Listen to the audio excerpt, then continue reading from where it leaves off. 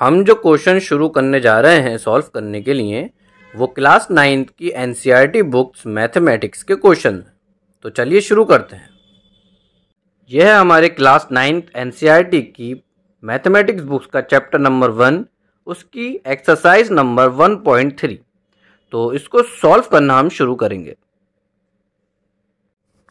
तो जैसे कि आप देख सकते हैं, पहला क्वेश्चन है write the following in decimal form and say what kind of decimal expansion each has. हमें इन फ्रैक्शंस को डेसिमल फॉर्म में लिखना है और हमें बताना है वो डेसिमल एक्सपेंशन किस तरीके का है। टर्मिनेटिंग है, नॉन टर्मिनेटिंग है, रिपीटिंग, नॉन रिपीटिंग है, किस तरीके का है। तो आइए देखते हैं कैसे सॉल्व करें। पहला पार्ट लेते हैं इसका 36/100, इसको डेसिमल फॉर्म में करें और बताएं कि इसका डेसिमल एक्सपेंशन किस तरीके का है। आइए, फर्स्ट पार्ट हमने यहाँ उतार लिया है। अब इसको हम डेसिमल में करेंगे कि डेसिमल फॉर्म में हम कैसे करेंगे। हमें डिवाइड करना है 36 को 100 से, तो हम लिखेंगे 100 को 100 से डिवाइड करना है 36 को, पॉइंट लगाएंगे, 0 लेंगे, 100 3 300, 6 0, पॉइंट लगाया, फिर 0 लेंगे, 100 6 600 एंड 0। तो हमारा यहाँ पर क्या हुआ ये देखिए कि हमारा ये पूरा सॉल्व हो गया है।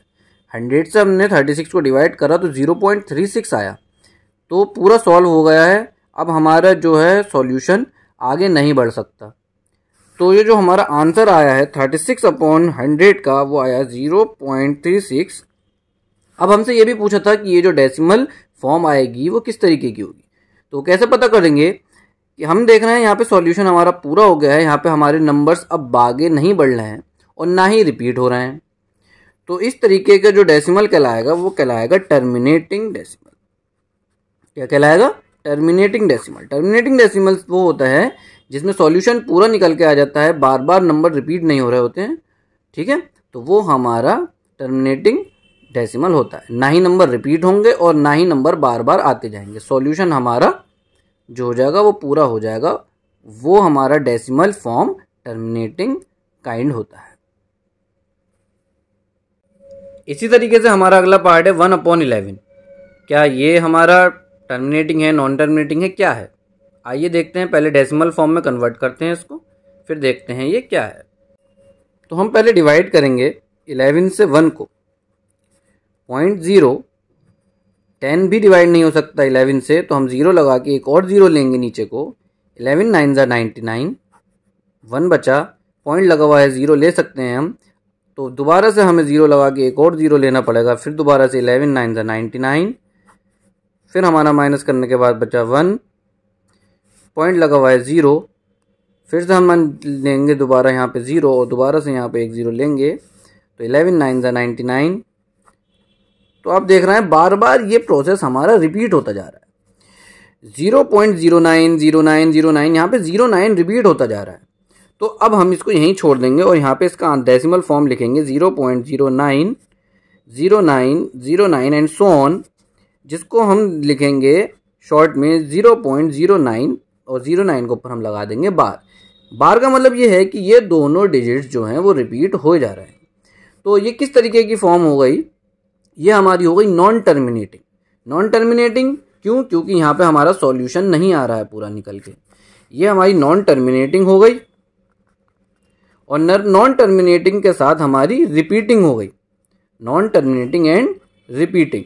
रिपीटिंग क्यों? क्योंकि 09 जो है हमारा वो बार बार रिपीट हो रहा है और सॉल्यूशन नहीं आ रहा है। तो इस वजह से ये हमारा नॉन टर्मिनेटिंग एंड रिपीटिंग हो गया है। इसी तरीके से इसका 3rd, 4th, 5th पार्ट आप ट्राई करें, देखिए क्या आता है। 6th पार्ट की तरफ चलते हैं। 6th पार्ट में है 329 को डिवाइड करना है 400 से। डेसिमल एक्सपेंशन लिखिए और बताइए किस काइंड का डेसिमल एक्सपेंशन है।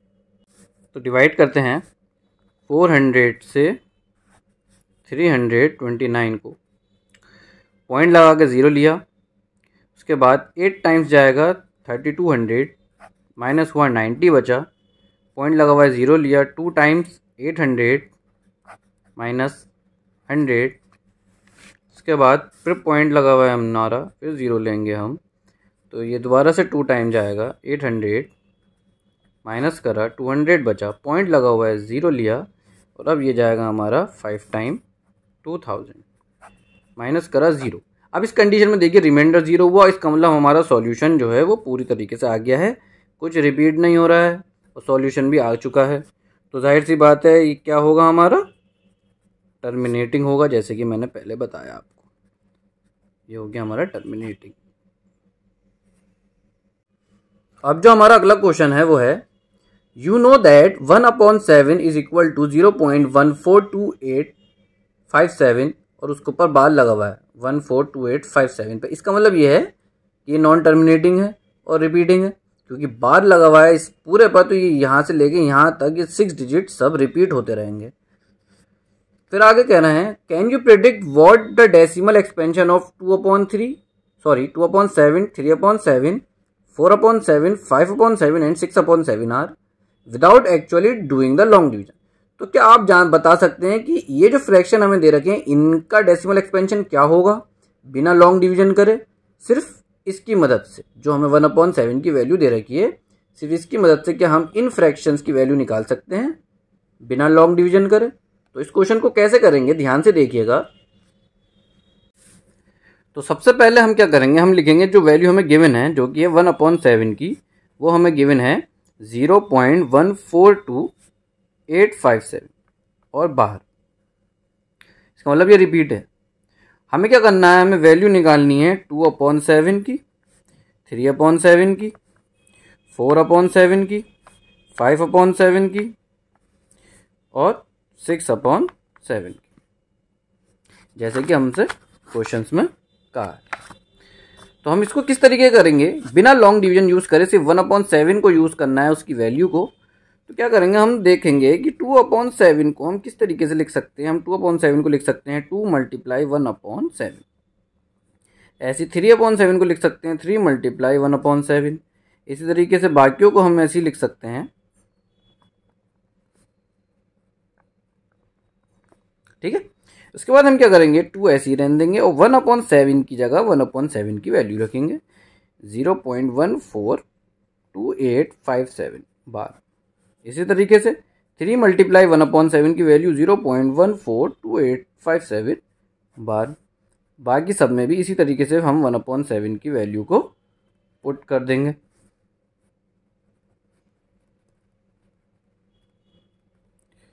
इसी तरीके से हम सबको लिख लेंगे। अब हम क्या करेंगे, बस हमें सिंपल क्या करना है, अब हमें सिर्फ मल्टीप्लाई करानी है और हमारी वैल्यूज निकल के आ जाएंगी बिना लॉन्ग डिवीजन करे। सिंपल मल्टीप्लाई करा देंगे तो आएगा 0.285714 बार जरूर लगेगा, क्योंकि ये रिपीट है तो इधर भी रिपीटेशन होगा। इसी तरीके से ये आएगा 0.428571, इस तरीके से 0.571428 बार। इसी तरीके से आएगा हमारा, बाकी हम इसी तरीके से संभाल के मल्टीप्लिकेशन कर लेंगे और बिना लॉन्ग डिवीजन से हमारी वैल्यू आ जाएगी। इसका आएगा 0.714285, इसका आएगा 0.857142। तो इस तरीके से हमने बिना लॉन्ग डिवीजन मेथड को इस्तेमाल करे सारे फ्रैक्शंस के हमने डेसिमल फॉर्म निकाले, सिर्फ एक फ्रैक्शन की डेसिमल फॉर्म की मदद से। तो इस तरीके से इस क्वेश्चन को करें। अब हमारा अगला क्वेश्चन है express the following in the form P/Q where P and Q are integer and Q is not equal to 0। हमें डेसिमल फॉर्म दे रखे हैं ये, इनके ऊपर बार्स लगा हुआ है, तो जिसको ऊपर बार लगा हुआ है तो समझ लेना वो डिजिट रिपीट है। तो अब हमें इनको क्या करना है, P/Q की फॉर्म में करना है। तो किस तरीके से करेंगे हम ध्यान से देखिएगा। पहला उतारते हैं हम 0.6 के ऊपर बार, ये बार सिर्फ 6 के ऊपर है, तो 0.6 का बार इसको हम P/Q की फॉर्म में कैसे करेंगे। 0.6 के ऊपर बार है, हमें इसको P/Q की फॉर्म में करना है, तो हम किस मेथड से करेंगे ध्यान से देखिएगा। सबसे पहले हमें क्या लिखना है, हमें लिखना है 0.6 के ऊपर बार, इसका मतलब ये है कि हमारा 6 जो है वो रिपीट है, तो 3 बार हम कम से कम 3-4 बार इसको रिपीट करके लिख लेंगे। फिर हम क्या करेंगे, हम एज्यूम करेंगे 0.666 ये जो रिपीट हो रहा है इसको हम x मान लेंगे, x is equal to 0.666 so on. अब हमें क्या करना है, ये लेफ्ट साइड और राइट साइड दोनों को 10 से मल्टीप्लाई कराना है। ध्यान से सुनना, 10 से मल्टीप्लाई कराना है। तो हम लिखेंगे मल्टीप्लाई बोथ साइड बाय 10, 10 से हम मल्टीप्लाई करेंगे तो ये हो जाएगा हमारा 10x इज इक्वल टू, इधर आप 0.666 की 10 से मल्टीप्लाई करोगी तो आएगा 6.666 एंड सो ऑन, क्योंकि रिपीटिशन हो रही तो यहाँ पे भी रिपीटिशन रहेगी। अब हमें क्या करना है, यहाँ 10x ऐसे ही रहने देंगे और हम जानते हैं 6.666 को हम लिख सकते हैं 6 प्लस 0.666 एंड सो ऑन। हमने इसको खोलकर लिख दिया क्योंकि 6 प्लस 0.666 हमारा प्लस हो गया 6.666 बन जाएगा। अब हम क्या करेंगे, नेक्स्ट स्टेप में 10x ऐसे ही छोड़ेंगे और 6 प्लस हमने माना था 0.666 को x, तो हम इसकी जगह x की वैल्यू लिखेंगे, x लिख देंगे। अब यहाँ से हमें सिंपल x की वैल्यू निकालनी है तो 10x ये इधर आएगा, x माइनस में हो जाएगा तो ये 9x इज इक्वल टू 6 बचा। उसके बाद हम यहाँ से x की वैल्यू निकालेंगे तो आएगी 6/9, सिंपल फॉर्म में करेंगे हम तो 2/3। तो यहाँ से जो हमारी x की फॉर्म आई है, x की वैल्यू आई है वो 2/3 आई है। इसका मतलब 0.6 का बार जो p/q की फॉर्म में करना था वो हमें मिल गया है। तो इस तरीके से इन क्वेश्चंस को हमें करना है। उस क्वेश्चन का अगला पार्ट है 0.47, 7 को ऊपर बार है, इसका मतलब 7 रिपीट हो रहा है। 4 पे ऊपर बार नहीं है तो 4 रिपीट नहीं हो रहा है, तो हम 0.47 को लिख सकते हैं 0.4777 रिपीटिशन हो रहा है। अब हम क्या करेंगे, ध्यान रखिएगा, हमें x जो मानना है वो सिर्फ हमें रिपीटिशन वाले नंबर्स को मानना है। तो 4 हमारा रिपीट नहीं हो रहा है तो 4 नहीं लेंगे, हमें x मानना है 0.777 को, सिर्फ 4 को नहीं, क्योंकि 4 रिपीट नहीं हो रहा है। उसके बाद हम यही करेंगे कि 10 से मल्टीप्लाई करेंगे दोनों तरफ, तो 10x इज इक्वल टू यहाँ से बचेगा 7.777, 10 से मल्टीप्लाई कर दी, फिर same 10x is equal to 7.777 को हम लिख सकते हैं 7 plus 0.777, 10x is equal to 7 plus ये हमने x माना था तो हम x लिख देंगे। यहाँ से हम x की वैल्यू निकाल लेंगे, simple 9x is equal to 7 and x is equal to 7/9। तो ये हमारा 0.47 का बार उसकी p/q फॉर्म हो गई, सिंपल। अब इसका अगला पार्ट आप ट्राई करें। फोर्थ क्वेश्चन आता है हमारा, express 0.99999 in the form p/q। हमें इसको p/q की फॉर्म में एक्सप्रेस करना है। आगे कह रहे हैं, are you surprise by your answer, क्या आप अपने आंसर से सरप्राइज हैं? मतलब जो भी आंसर आएगा p/q की फॉर्म में तो क्या हम उससे सरप्राइज होंगे? With your teacher classmate discuss why the answer make sense. आप टीचर या क्लासमेट से डिस्कस करें कि क्यों जो आपका आंसर आया है वो सेंस करता है, मतलब जस्टिफाई करता है। तो देखते हैं किस तरीके से इस क्वेश्चन को करेंगे, ध्यान से देखिएगा। तो हमारा नंबर है वो है 0.99999 सॉन। इसको p/q की फॉर्म में करके और जस्टिफाई भी करना है कि जो हमारा आंसर आ रहा है वो क्यों सही है। तो जैसे कि हमने पिछले क्वेश्चन में करा, सबसे पहले हम क्या करेंगे, एज्यूम करेंगे, x मान लेंगे, x is equal to 0.9999 so on. उसके बाद हम मल्टीप्लाई करेंगे by 10 on both side, multiply by 10 on both side, तो जिससे कि हमारा ये हो जाएगा 10x और ये हो जाएगा हमारा 9.9999 सॉ। उसके बाद हम क्या करेंगे, 10x is equal to 9.9999 so on को हम लिख सकते हैं 9 प्लस 0.9999। तो 10x is equal to 9 plus, अब इसको हमने माना था x तो हम इसकी जगह x की वैल्यू लिख दें। तो जहाँ से हम अब x की वैल्यू निकालेंगे, 9x is equal to 9, x is equal to 9/9, तो x की वैल्यू आई हमारी 1। अब हमारा इसकी जो फॉर्म आई p/q की वो आई 1, तो क्या 1 जस्टिफाई कर रही है, हमारा आंसर सही है? तो अब ये देखिए, देखने वाली बात ये है कि जो 1 है और 0.9999 जो था हमारा, उसके बीच में जो डिफरेंस आ रहा है डिजिट का वो बहुत कम आ रहा है, 0.001 डिफरेंस आ रहा है, जिससे जो कि हम ऐसे लिख लेते हैं यहाँ पर, the difference between 1 and 0.9999 so on is 0.00001। बहुत कम डिफरेंस है 1 और 0.9999 में, जो कि नेग्लिजिबल हो सकता है, जिसको हम नज़रअंदाज कर सकते हैं, विच इज नेग्लिजिबल। जिसका मतलब ये है कि 0.9999 हम 1 लिख सकते हैं, तो इसका मतलब ये आंसर हमारा जस्टिफाई होता है। तो हम लिख देंगे hence we can conclude that 0.99999 is too much near to, बहुत करीब है किससे, 1 के। देयरफॉर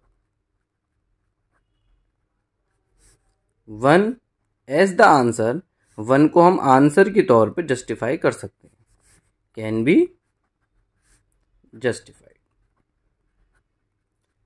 तो इस तरीके से इस क्वेश्चन को हम करें।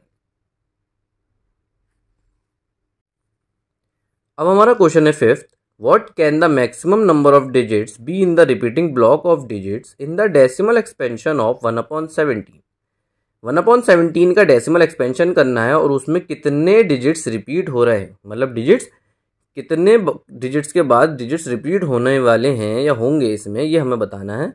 डिवीजन परफॉर्म करके हमें अपना आंसर को चेक करना है। सिंपल डिवीजन करना है, लेकिन स्टूडेंट्स ये ध्यान रखिएगा कि इसका डिवीजन बहुत लॉन्ग होगा, तो बहुत ध्यान से हमें इसको करना है। तो देखिए किस तरीके से करेंगे।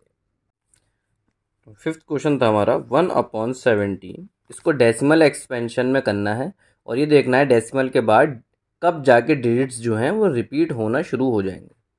तो सिंपल हमें क्या करना है, डिवीजन करना है। तो हम क्या करेंगे, 17 से 1 को डिवाइड करना शुरू करेंगे। अब पॉइंट लगा के हम 0 लेंगे, अब भी डिवीजन नहीं हो सकता, तो 0 लगा के दोबारा हमें 0 लेना है। अब हम डिवीजन करेंगे, तो 17 5 सबसे पहले हमारा होता है 85 माइनस 15, पॉइंट लगा हुआ है, फिर 0 आ जाएगा। उसके बाद 17 8 हमारा होता है 136, फिर माइनस करा हमने, हमारा बचा 14, पॉइंट लगा हुआ है, फिर 0, फिर हमारा होता है 17 8 दोबारा से 136 ही लेना होगा, माइनस 4 बचा, पॉइंट 0, 17 2 34, माइनस हमारा क्या बचा 6.0। उसके बाद 17 3 51, माइनस 9, पॉइंट की वजह से 0, फिर उसके बाद दोबारा से 17 5 85, माइनस 5 बचा हमारा, पॉइंट की वजह से 0। उसके बाद हम क्या करेंगे, 17 2 34, माइनस क्या बचा हमारा 16, पॉइंट की वजह से 0। अब क्या करेंगे, कितना टाइम जाएगा, 17 3 जाएगा, 5 जाएगा, बताइए। जी हाँ, 17 9 टाइम्स, 17 9 टाइम्स जाएगा 153, माइनस करेंगे हमारा बचेगा 7, पॉइंट की वजह से 0।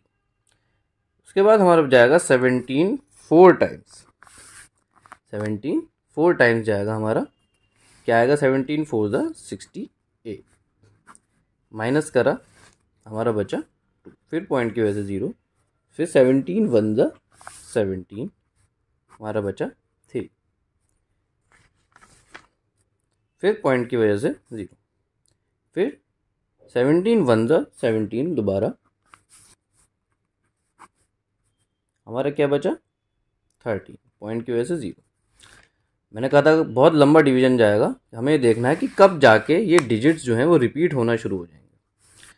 तो अब हमारा आ गया 130, तो कितना टाइम जाएगा, 17 7 जो हमारा जाएगा वो आएगा 119, माइनस तो हमारा बचेगा 11, पॉइंट की वजह से 0, फिर उसके बाद जाएगा 17 6 जो होता है हमारा 102 पॉइंट की वजह सॉरी माइनस करेंगे 8 बचा, पॉइंट की वजह से 0 आया। फिर उसके बाद जाएगा 17 4 68 माइनस 12 पॉइंट की वजह से 0। फिर जाएगा 17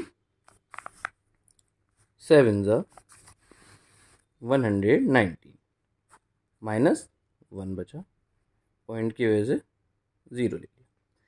अब देखने वाली बात यह है कि हमने ये 0 ले लिया है। अब 10 तो जा नहीं सकता 17 से, तो उसके बाद अब हमें क्या करना पड़ेगा, पॉइंट की वजह से 0 तो उतार लिया लेकिन फिर भी 17 से डिवाइड नहीं होगा। तो हमें क्या करना पड़ेगा, यहाँ पर दोबारा से हमें 0 लेना पड़ेगा और 0 लेने के बाद हमें यहाँ पर 0 उतारना पड़ेगा 10 के पास, जिससे कि क्या होगा, अब ये 100 हो गया। अब हमें इसको दोबारा डिवाइड करना। तो देखने वाली बात ये है कि 100 से तो हम डिवाइड करते हुए ही आ रहे थे। तो जब हम 100 से डिवाइड करते हुए आ रहे थे तो ये सारे डिजिट्स आने के बाद दोबारा से 100 आ गया। तो इसका मतलब जब हम अब दोबारा से इसको डिवाइड करेंगे यहाँ से, तो दोबारा से यही सारे डिजिट्स आ जाएंगे हमारे 0 से लेके 7 तक। तो इसका मतलब ये वाला 0 इंक्लूड नहीं हुआ क्योंकि इसको लगा के तो 100 हो गया। तो 0 से लेकर 7 तक दोबारा से ये डिजिट्स अब रिपीट हो जाएंगे, डिवीजन इसी तरीके से चलता जाएगा।